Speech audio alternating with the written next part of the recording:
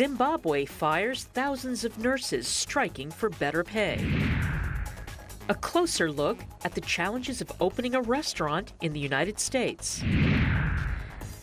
And Senegal acrobats defy cultural norms to pursue their circus passions. Africa 54 starts right now. Good evening and welcome. I'm Vincent McCory. This is Africa 54. We'll have all those stories in a moment. But first, the Intergovernmental Authority on Development says it is postponing this month's talks aimed at securing the implementation of South Sudan's peace deal. This is the latest bid to end the East African nation's 4-year civil war.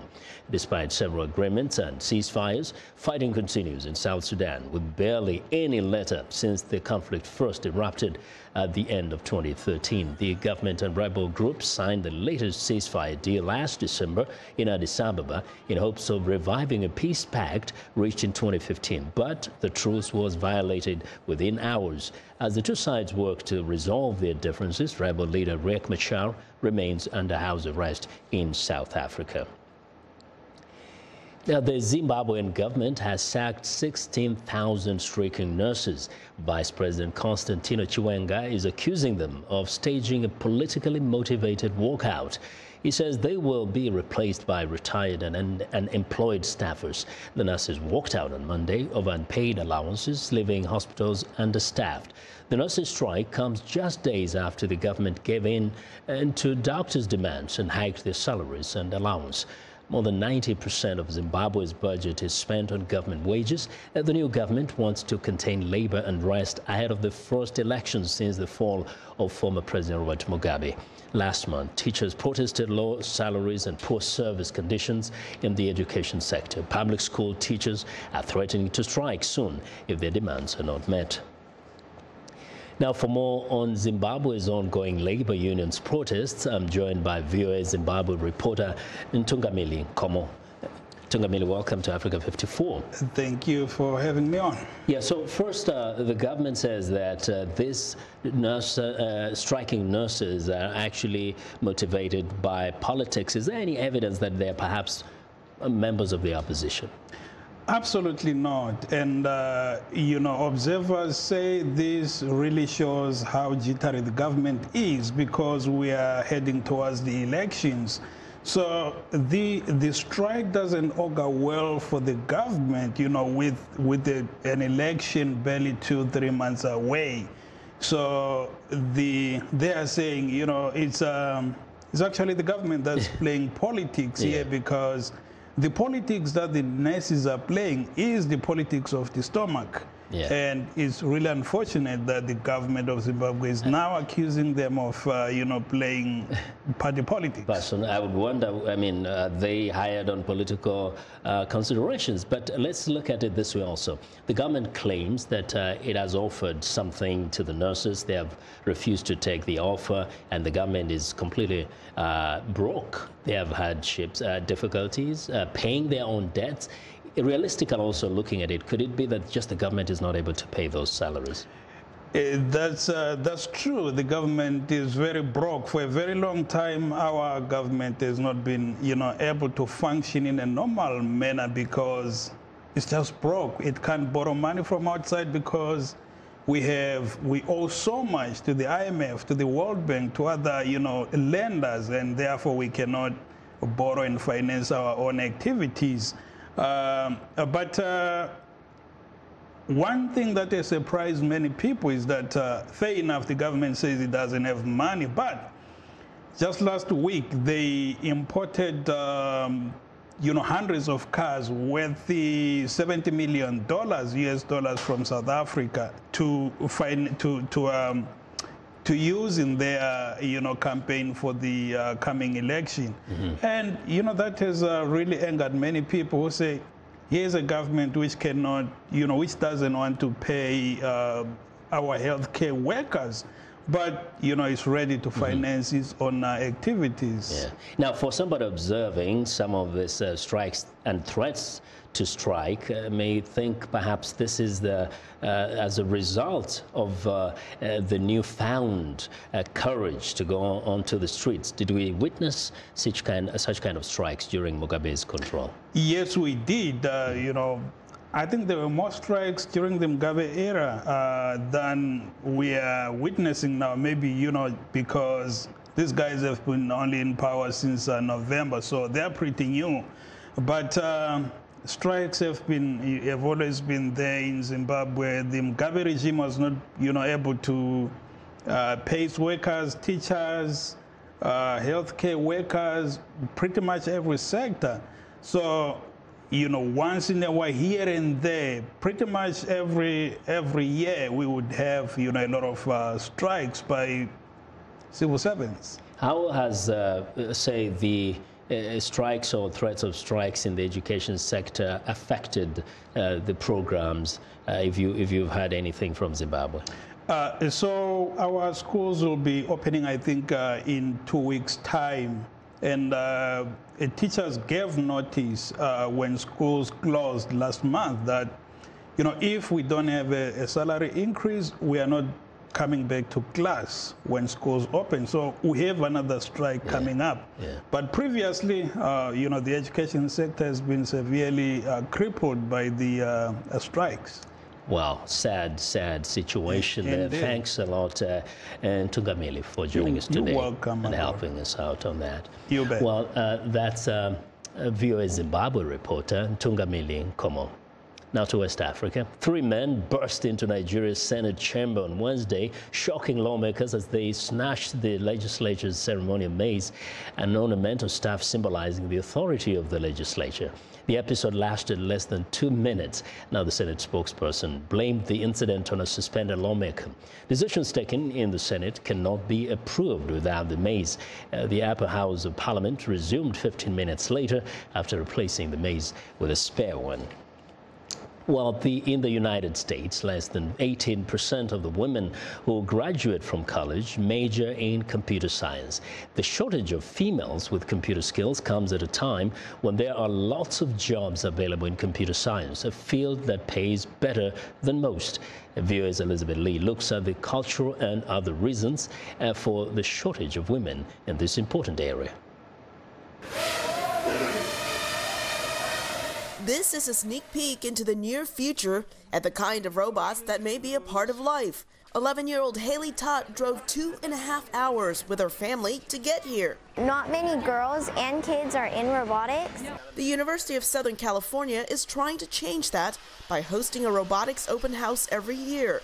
Students from first grade through high school and beyond are invited to look inside the labs and see the latest research on robotics. You have to tilt this way first. We feel that if the kids can actually see the robots, hear the PhD students and the faculty members talk about what their research is and why it's important, how robots benefit society, we see through experience that the kids get really excited. The hope is that excitement will motivate young students, especially girls, to learn how to code. Coding's like the necessary second language that everybody, especially this generation, is going to need. You know that there's fewer people, especially women, majoring in computer science in college now than there were 30 years ago, and there's so many jobs. So this knows if your hand is very close to it. Not seeing the real-life applications of computer science may be one reason why fewer women choose this subject. Some of the reasoning or research behind it. That was the case for Caitlin Claybaugh, who was studying fine arts and never thought about computer science until she saw how relevant it is to helping people by using creativity. When there is a clear application to a real human usage, and it's sort of it bridged the gap for me, right? I was interested in the arts, I was interested in all these things, and then I found that I could create with computer science. Now she researches how a social companion robot like this can help children with autism. Definitely focusing on special needs is very special to me. I've struggled with dyslexia my entire life. Dispelling the myth that coding and computer science is a lonely pursuit is another way to attract girls. Tot learned how social robots can be when she joined a team that builds robots and competes against other teams. To me, this is a great way to meet new people, learn more, and just have your creativity flow out. Exposure to robotics and computer science at a young age is critical to fostering an interest in college, but not every school has the resources. They don't maybe have enough robotics equipment, or maybe they have teachers that are a little uncomfortable teaching computer science. USC works with area schools, its teachers and students to try and fill the gap in hopes of attracting underrepresented students, including girls, to choose computer science in college. Elizabeth Lee, VOA News, Los Angeles. Well, the Africa 54 team is always thrilled when you reach out to us on social media to let us know what you think about it, the program and the stories we cover. Mari Amos from southern Nigeria reached out to us to express his dissatisfaction with the choices that some political leaders make. African leaders need to wake up and invest in their country rather than go to Dubai, the UK or America to buy property instead of building industries for their citizens. Orji Echeta Silas from Enugu, Nigeria, was interested in our story about the work of international aid health organizations in Africa and the challenges they face. He says they work well, but their challenge is cultural and religious extremism among Africans. Now, well, you're right, Orji, culture and religion are factors that shape communities and need to be taken into account by aid organizations that try to work in specific areas. Well, it's always great to get encouraging messages from you. Emmanuel Emmet Simbayo from Dola, Zambia says, continue updating us with the best news in Africa. We love you, Africa 54. Thanks a lot for your kind remarks and keep them coming. Be sure to reach out to us on Facebook at VOA Africa 54. And don't forget, we stream our show live every day. Also follow me on Twitter at VOA Vince McCory. Well, coming up, 2 chefs in the nation's capital struggle to open their first restaurants. Stay with us.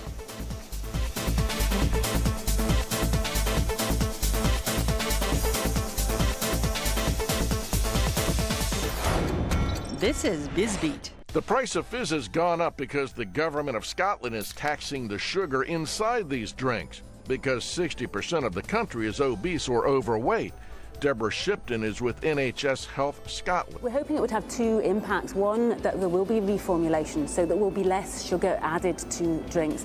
But also, we know that price matters, and it will start to redress the fact that we have a lot of cheap, sugary food around. Companies don't have to do this. Coca-Cola says it won't change its formula, so that means an extra cost to buy a can of Coke. But half the drink makers selling their products in the country have cut down the sugar content in their drinks already, including Scotland's top-selling Iron Brew, prompting some people to become collectors of the old sugary version. The sugar tax revenue will go to healthy school meals and to school sports. From VOA's BizBeat, I'm Philip Alexio.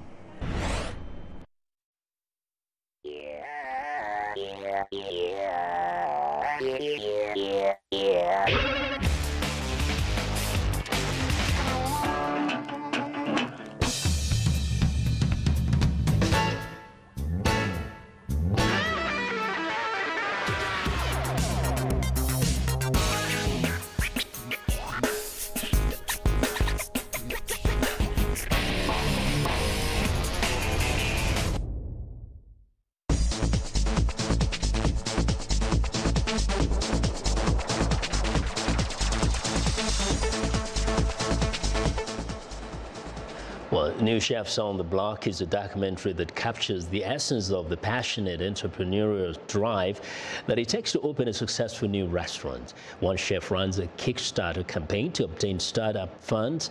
The other depends on friends and family. All of their struggles are contrasted with the secrets for success revealed by one of America's most influential chefs, who sadly has died. VOA's Caroline Turner has more. New Chefs on the Block follows 2 chefs in Washington as they struggle to open their own restaurant. The chef with the secret sauce is awarded Bon Appetit magazine's Best New Restaurant in America, while the other chef is forced to redefine success. Filmmaker Dustin Harrison Atlas follows them on their journey. The film is different than most chef films because it's about what and who it takes to open and maintain a restaurant instead of about a chef and his food, which so many chef docs are. I really wanted to get into kind of the nuts and bolts and the passion that it takes and the people that it takes to run a great, successful restaurant. It has not been an easy road. It has been definitely the hardest thing I've ever done in my life. It was harder than 10 years of cooking, having pots thrown at me, stabbed, burned, verbal abuse, physical abuse, all of it. That was nothing compared to this. This is insane. Nearly half of all restaurants fail in their first year. 60% fail by the end of the second year, so it's not for the faint of heart. And you know, these guys did things that other people said, don't do it, and they were like, you know what? We're passionate, we love this, we're good at what we do, and you know, we're gonna go after it. So they went out and they raised all the money that they thought they needed, and it wasn't enough. Both chefs run out of money and have to go find more. I never wanted to open a restaurant, and all of a sudden something just clicked, you know, and I was like, man, this is what I want to do. And so I've just been on this pilgrimage to make it happen. Even legendary chefs struggle. You spend your life in a restaurant. You don't have much time for your own family. It's tough for the wife. It's tough for everybody. When I'm here, I want to be with my family. When I'm with my family, I want to be here. I've been doing it for 50 years. And I think I'm going to do it for maybe 50 more years if I don't get too old too fast, because I love it. It's my life. In the fastest growing foodie town in America, competition is fierce. What's good food? Food made with love. Love, love, love, love. That's the secret of a success. Good food, good price, good service, you make them happy. Restaurant of the Year is up for grabs. If you're going to a restaurant, you have to be able to take a bunch of shit from people. You have to be able to take the bad with the good. It's mostly bad. And you have to accept that you're not right most of the time. But that's why you learn. The restaurant's a tough business, man, but it's fun. So when we open, we're not going to have a cushion. I mean, you just have, our $1 million is gone. We got what we got, so we hope to be busy when we open.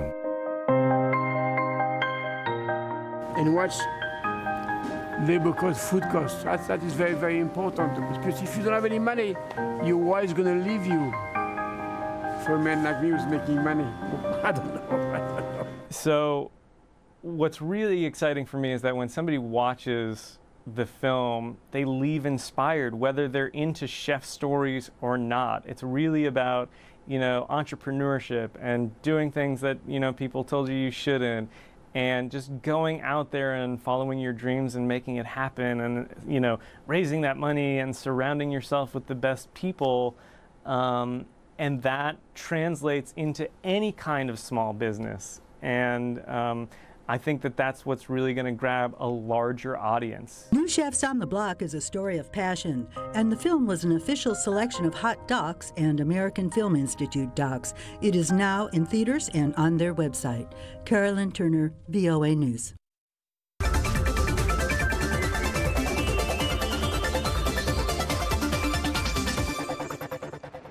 Well, the nonprofit international organization for public competitions, XPrize, has announced the 10 finalists in its race to develop new technologies to lower carbon dioxide emissions. Each team will get an additional incentive of $5 million to scale up their ideas and present them for the top prize of $20 million. VOA's George Putich has this story. Out of 27 companies, universities and private teams from 5 countries that entered the Carbon XPrize competition in 2017, 10 finalists managed to convince the judges that their technology can use a substantial amount of CO2 in a viable product. They now have 2 years to further develop their ideas.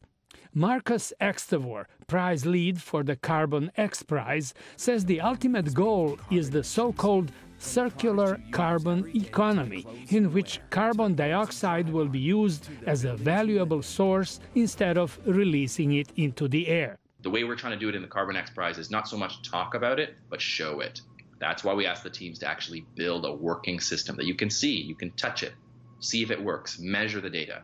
The finalist solutions range from using CO2 in producing new types of building materials, such as concrete, to new types of fuel, plastic and graphene, often promoted as the material of the future.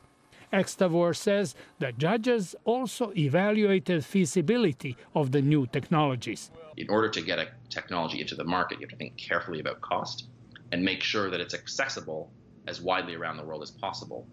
If this technology is going to be relevant for climate change, it needs to be deployed as widely as possible. In the final phase, the competitors will have to demonstrate that their technologies are scalable to at least 10 times greater volume. But there will be one more important step. The grand prize is $20 million, but the real prize is access to the marketplace, access to actually deploy and get this technology out there into the world. I think that's what all of these teams are actually competing for. The XPrize challenges, including this one, are funded by contributions from wealthy international donors. George Putic, VOA News. Well, it's time now for a short break. Still to come on Africa 54, how a group of Senegal acrobats are pursuing their circus passions. We'll be right back.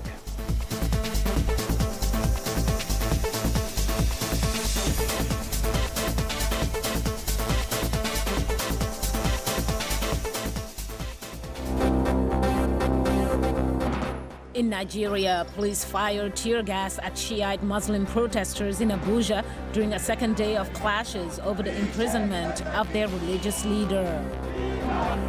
We stay in Nigeria, where Ibadan International School's synchronized swimming team hopes to make their sports more popular locally and represent Nigeria at the Olympics one day.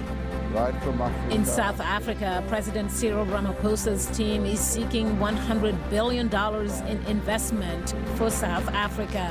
That will come to South Africa. In Libya, after defeating the Islamic State, volunteers in Misrata aim at repaving damaged roads at their own expense.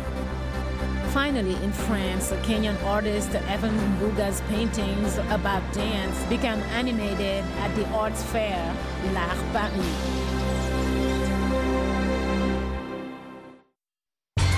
How do you see the world? I see countries in turmoil. I see our planet changing. I see people at peace.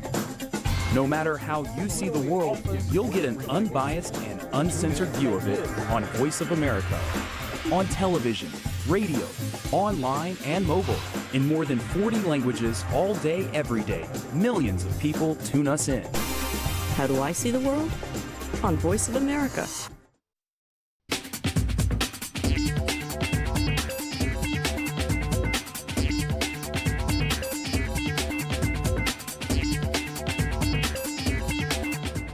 Welcome back to Africa 54, and here's what's trending.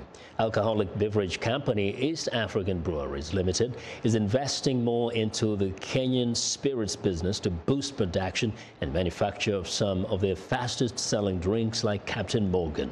The company is trying to capitalize on the rapidly expanding business segment. The brewery already dominates the beer market with brands like Tusker. But the sale of spirit is growing ahead of beer in Kenya, posting 20% growth last year as consumers develop a taste for high-end spirit brands of whiskey, vodka, gin, and rum. Next up, need to find a mosque in a strange city? There's an app for that. Iqbal Hussein is the founder of an inventor of Islamic GPS, and today is looking for a place to pray close to London's High Holborn. A few clicks of the app and directions are revealed to a nearby mosque. The app is aimed at travelers, Hajj pilgrims, or simply Muslims on holiday. Islamic GPS has around 50,000 registered users, mainly from Indonesia, but with a good following in Britain and the United States too. The big benefit? The app can help users get to hard-to-find locations. Well, and finally, what does the world spend about $25 billion on each year only to throw away? The answer is chewing gum. It is a blight on city streets, expensive for local authorities to deal with, and takes a heavy toll on the environment, according to its critics. Now, one woman in Britain is performing modern-day alchemy on it. Gumdrop founder Anna Bullis. She's found a way to compound discarded gum into pink pellets called Gumtech. Processing of the gum is done by third parties. Gumdrop then sells the transformed material to firms that make all manner of items that more commonly use plastic or rubber, including ski jacket toggles, flip-flops, and reusable coffee cups. Last year, the company recycled 25 tons of gum. Well, to West Africa now, Senegal has a small but ambitious circus. It began as a local association offering arts and acrobatic workshops to disadvantaged kids from poor neighborhoods around the capital. The circus troupe has grown from there and now performs abroad, though some of the acrobats continue to face resistance from their families. Chika Odo reports from Dakar.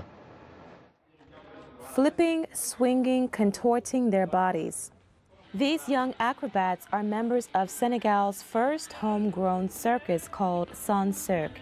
They come here several days a week to practice.